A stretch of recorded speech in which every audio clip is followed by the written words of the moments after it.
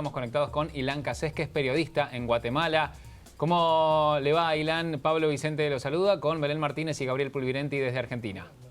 Hola, ¿qué tal? Buenas tardes, ¿cómo les va? Muy bien, bueno, gracias por atendernos. Con respecto a esto que recién estábamos hablando, de la situación en Guatemala sobre lo que es la pandemia del coronavirus. Sí, bueno, en este momento en Guatemala hay unos 585 casos confirmados, de los cuales 502 están activos, es decir, sin contemplar los recuperados ni los fallecidos. Hasta ahora vienen 16 muertos a causa del virus. Esto es dentro de una población de 16 millones de habitantes, lo cual, digamos, no es un número de todo malo. Digamos, si comparás con otros países de la región de Centroamérica, El Salvador, por ejemplo, tiene casi 400 casos en una población de 7 millones de habitantes y Panamá supera los 6.000 casos en 4 millones de habitantes. También vale señalar, Guatemala es uno de los países de la región que menos test está haciendo. Hay alrededor de 400 pruebas por día.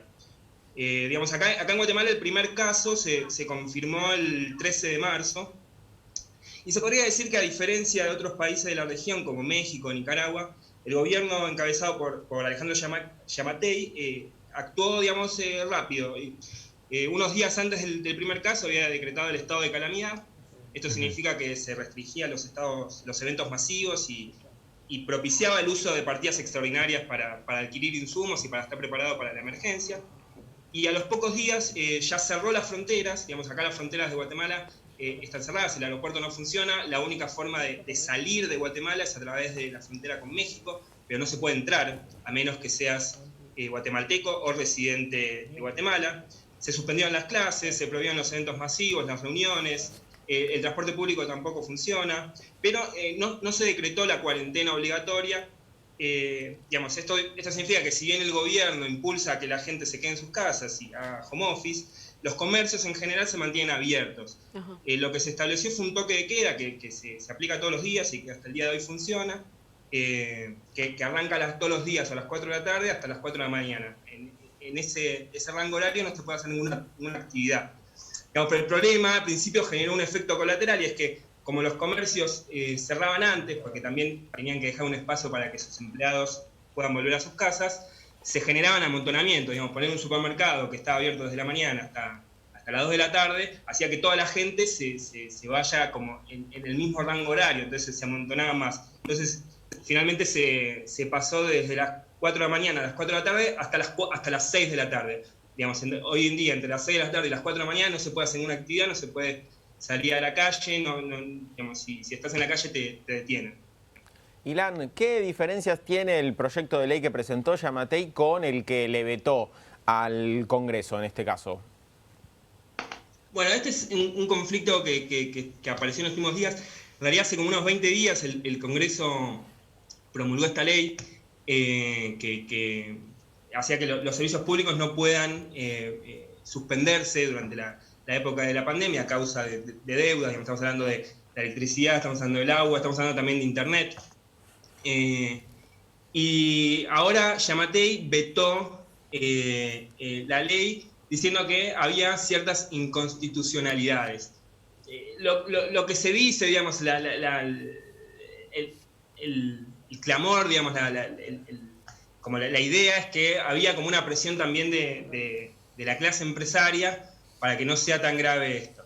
Digamos, tengamos en cuenta que en Guatemala es un país con mucha desigualdad. Digamos, el 1% de los más ricos tienen más ingresos que el 50% de la población. Entonces, las élites son muy fuertes, muy poderosas, digamos, y los gobiernos muchas veces responden a esas élites. Bien, y justamente relacionado con eso, contanos de qué se trata la situación que están llevando adelante algunos habitantes de Guatemala que cuelgan banderas con distintos colores, que eso significa pedir ayuda. Contanos cómo es ese movimiento.